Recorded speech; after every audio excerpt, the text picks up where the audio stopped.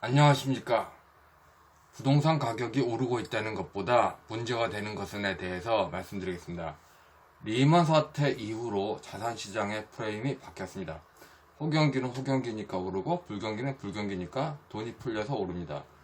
전 세계적 이런 추세에 따라가지 않으면은 한국의 고층 빌딩 등 알짜 부동산이 해외 헤지 펀드들의 소유가 된다는 말은 일정 부분 진실이 있는 것 같습니다. 그리고 IMF 이후 한국의 은행들은 기업 대출에서 가계 대출을 바꾸었습니다.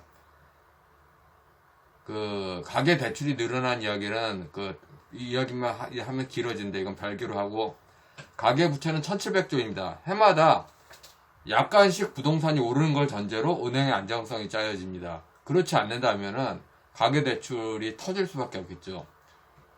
선대인 씨가 부동산 대폭락 시대가 온다라는 책을 쓴 것은 이명박 정부 엿먹으라 하는 주술일 뿐입니다. 미국 연준이 역병 때문에 대규모 현금을 풀었습니다. 당연히 자산 인플레가 기대가 됩니다. 부동산이 오르거나 오를 것이 예상된다는 그 사실은 아픈 진실이면서도 사실은 놀랄 일이 아닙니다. 망화세 요인으로 가계부채를 빵 터트린 연후에는 어떻게 될까요? 디플레이션 함정에 갇히겠죠. 일본처럼. 그게 차라리 낫다 하는 생각도 있는데, 다수의 사람들은 남미의 여행 열차를 타더라도 자산 인플레이션 효과를 타자 이런 식으로 보는 분이 많죠. 그래도 지금 현재 부동산 가격이 오르고 있다는 것보다 많은 사람들이 불만을 가지고 있는 핵심 요인이 있습니다. 부동산 정책이 두목주의 주돌 정책, 국가주의 관치 통제가 아닙니다. 두목주의 주돌 정책, 이게 빠졌습니다. 국가주의 관치 통제가 사실은 배경심리 똑같습니다. 1인 통치권자 국가의 전지전능에서 민주파리 마피아 보스의 전지전능으로 바뀌었습니다. 그리고 갖가지 통제 방식이 특정 계층의 선물 정치를 할 세금을 마련하기 위한 자의적 행정 의혹 때문에 더욱 문제를 심각하게 합니다. 시장 경제는 투명한 이상 논리여야 되는데 집권 여당의 권력 확보를 위한 자의적 정치가 아니냐. 그러니까 현 정권의 부동산 정책은 시장 경제학 이코노미로 접근하는 게 아니라 권력 안보를 위해서 접근하는 게 아니냐. 이 현 정부는 부동산을 가격을 고의로 잡지 않는다. 지배 전략을 위해서. All is under the rent라는 부동산의 유명한 격언이 있잖아요. 부동산을 잡으면 모든 사람을 잡는다. 지배한다. 그러니까 경제로 보는 게 아니라 지배의 관점에서 해서 그렇게 정책을 짜기 때문에 경제적으로는 자의적인 정책으로 다가와서 황당하다.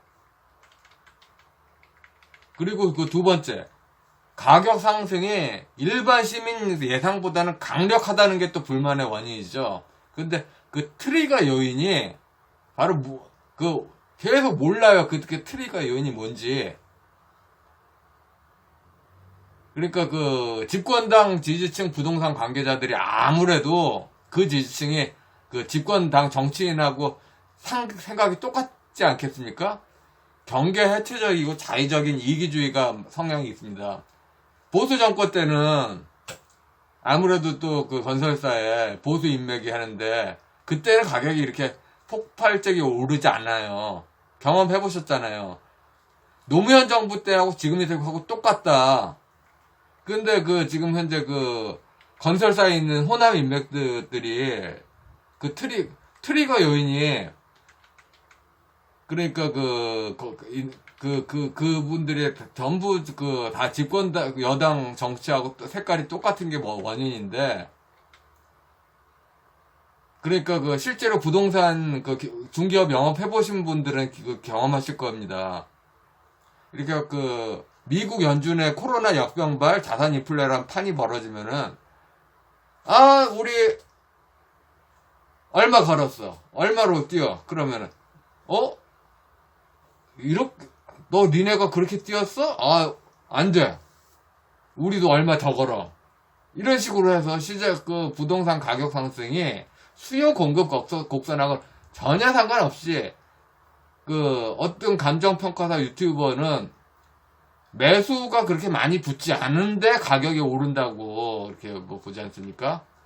그렇게 매수가 많이 붙지도 않는데도 오르는 그렇게 요인이 그 건설사가 정치 경제에 그렇게 붙어 있는 거는 어제 오늘 일도 아니고 과거부터 쭉 있었던 건데 좌파 정부 때만 집권당하고도 그렇게 그 건설사의 그 관계자들의 사고 방식이 똑같아서 경계 해체적으로 그 문재앙이 뭐 하고 싶은 거 다 하듯이 그렇게 파격적으로 갬블링 하는 경향이 있지 않나. 그러니까 이거 트리거 요인이 여기 있는데 처방은 맨날 세금으로 간다는 게 문제죠. 트리거 요인이 여기 있는데 그 처방은 맨날 세금 그거로 간다는 게 문제죠. 수요 공급 곡선은 이거하고 하등에 상관이 없어요. 하등에 상관이 없어요. 하등에 상관이 없어. 세 번째, 볼튼이 정신분열증이라고 논한 중도 중형 논리에서 부동산 가격을 잡겠다는 그것도 하고 세금 버블도 꺼트리지 않아서 세금도 걷겠다. 이런 양다리 정책.